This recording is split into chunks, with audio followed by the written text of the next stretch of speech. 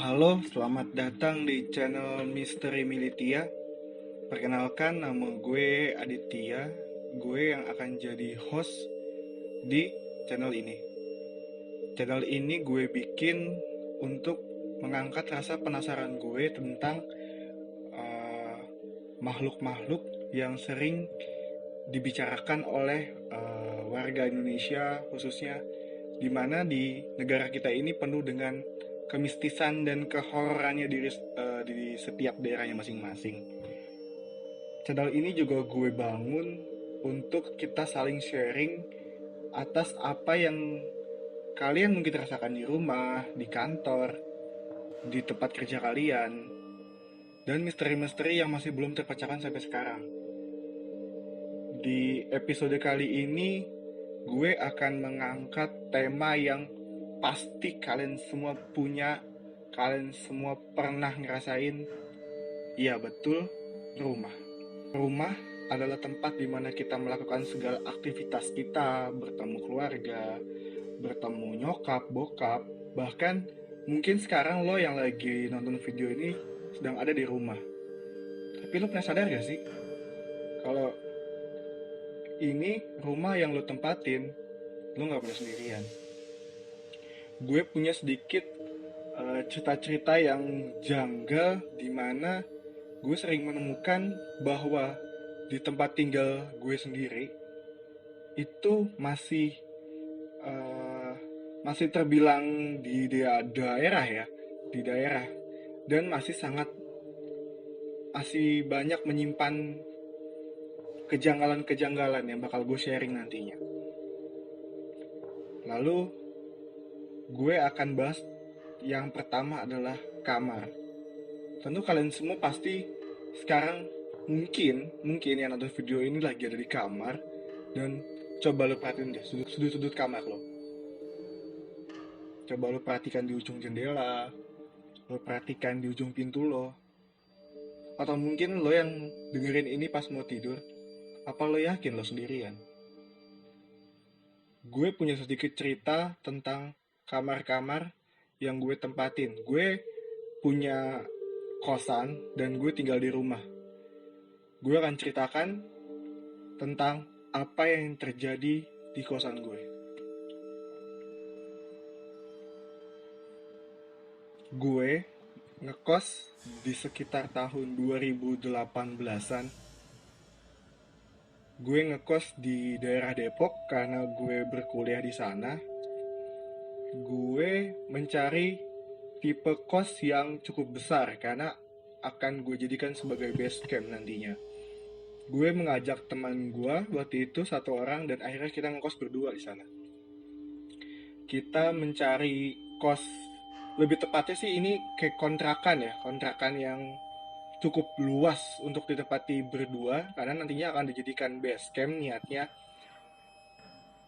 Gue mencari akhirnya di sore hari waktu itu ketemu sama si ibu pemilik kosnya dan ditujukan kamarnya. Kamarnya itu ada di atas, uh, karena dia tipenya berundak ke bawah. Jadi lo bisa nemuin berbagai macam bawah kayak basement gitu, turun ke bawah dengan tangga-tangga ke bawah. Tapi gue di bagian atas dan paling depan dekat pintu gerbang masuk.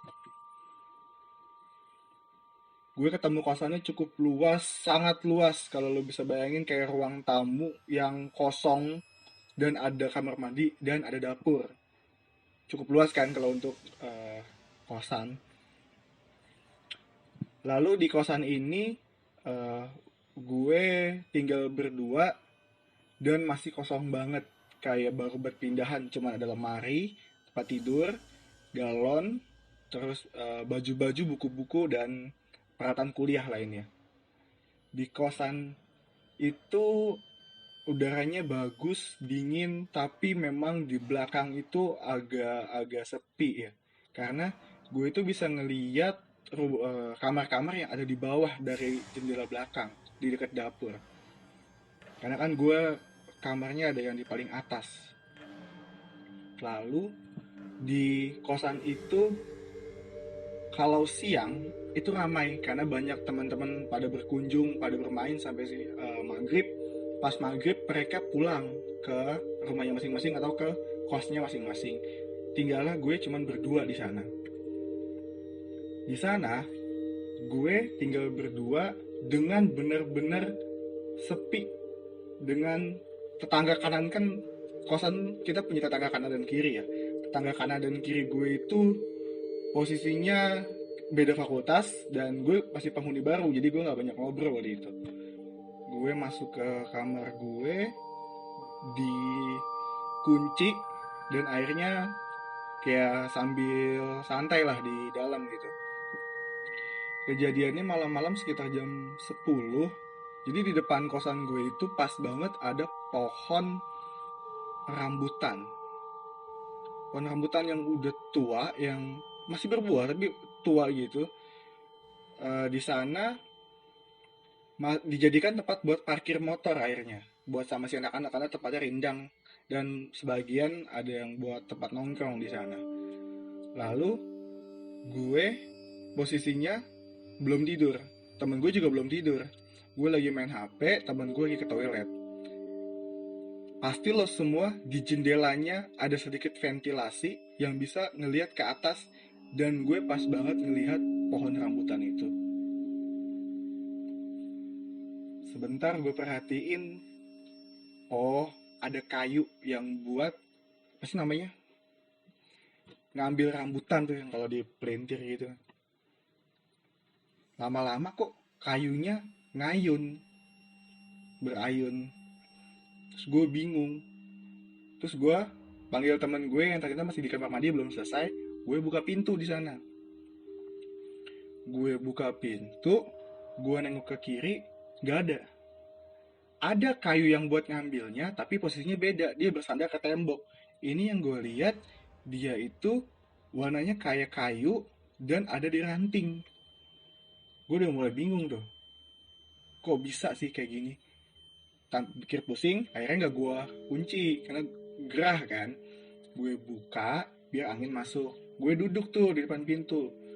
Temen gue, si kita sebut A nih, si A ini nyamperin gue dan kita santai lah di depan pintu gitu. Pas kita sambil ngobrol, tiba-tiba ada yang nimpuk dari pohon buah, ditimpuk buah. Terus gue pikir, wah cuy, kayaknya ada yang mau kenalan nih cuy sama kita, kita kan masih baru nih di sini. Gak lama, nimpuk lagi. Sampai akhirnya, yaudahlah kita beres-beres, kita masuk. Itu sekitar jam 12 karena memang kan kosan gue kosan cowok, tapi dia ada jam malamnya yaitu jam 12. Akhirnya gerbangnya dikunci, karena nggak ada orang lagi yang lewat, gue juga masuk buat siap-siap tidur.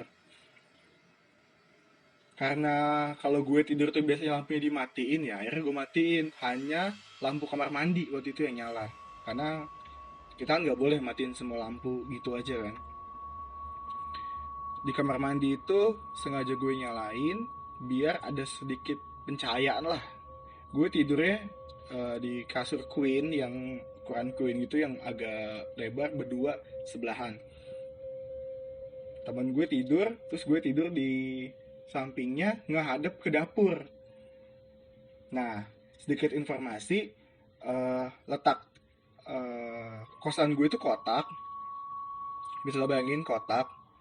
Lalu di ujung sudut sini itu ada kamar mandi, di sudut satunya lagi itu ada dapur yang ada belokannya, jadi lurus terus belok sedikit. Itu ada wastafel dan buat nyuci piring, buat masak, kompor di sana. Jadi di dapur itu nggak nyala, emang lampunya nggak gue nyalain karena kalau itu nyala sayang dong listriknya.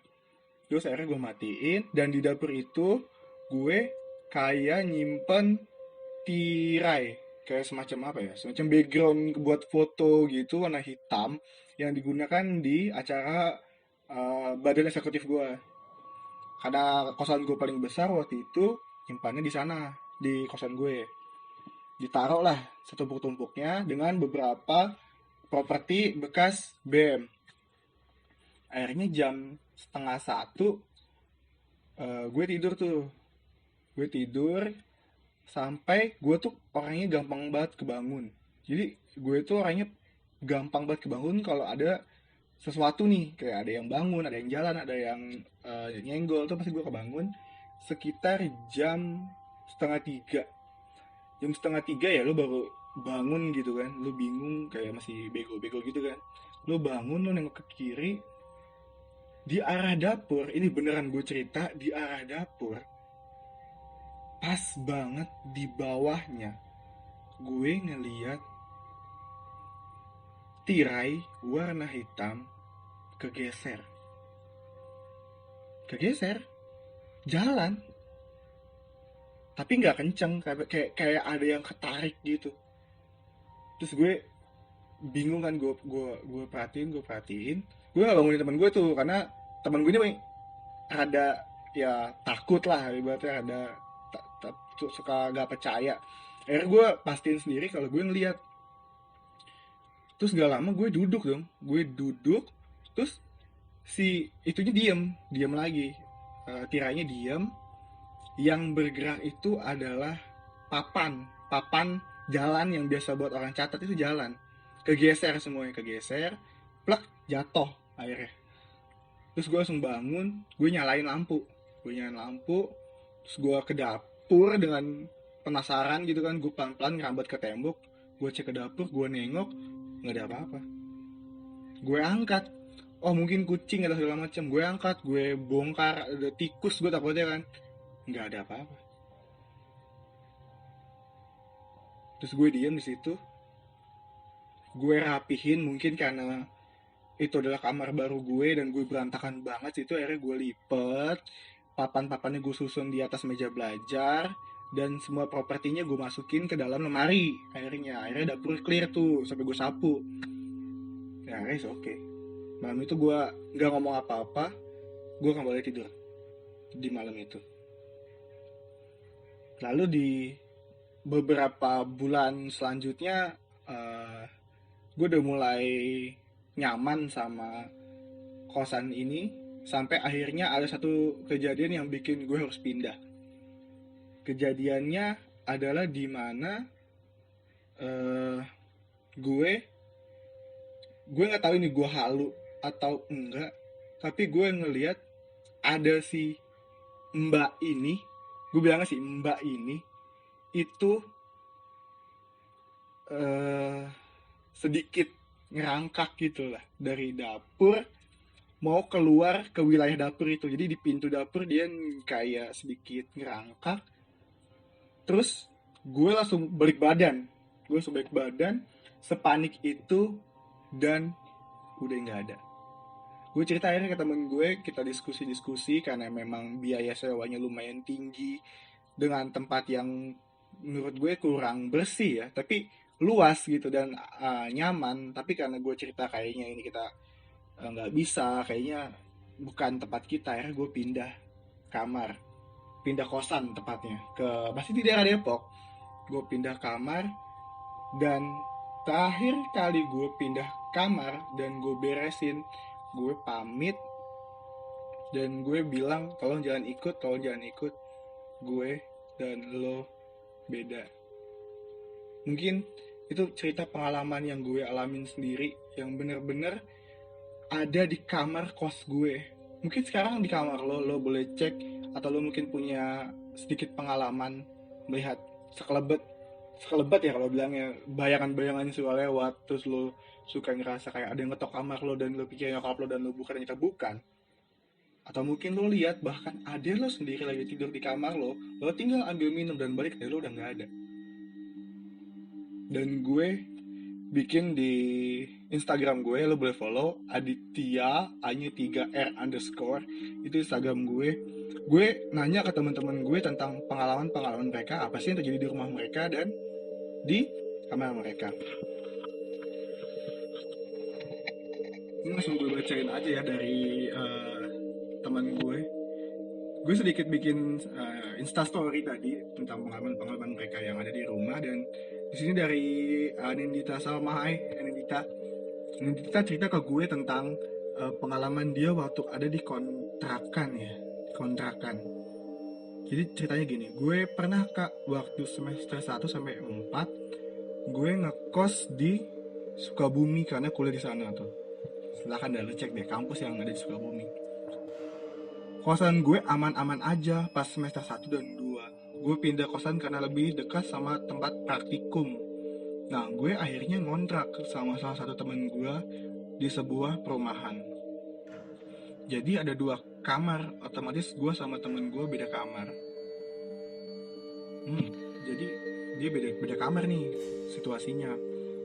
Jadi gue kalau sudah malam itu otomatis tutup pintu, dan dimana pintu kamar gue suka kebuka sendiri. Gue nggak tahu ya, mungkin ketiup angin atau gue sih masih positive thinking. Awalnya gue positive thinking kak, kalau pintu kamar gue nggak bisa ditutup rapet, tapi kamar teman gue normal-normal aja. Akhirnya suatu malam gue kunci tuh pintu kamar, di tengah-tengah malam tiba-tiba kebuka lagi sendiri. Sumpah ini horor banget dan mau pindah. Jadi gimana gitu ya kak, ke teman gue, dan gue cerita akhirnya ke teman gue gitu. Jadi dia itu tinggal di sebuah kontrakan yang ada di perumahan. Lokasinya jauh dari pusat kota, dan kebetulan tempat praktikum gue deket di situ. Cuma sama perumahan doang, jadinya gue ngontrak di salah satu perumahan itu. Terus pas di malam-malamnya itu dia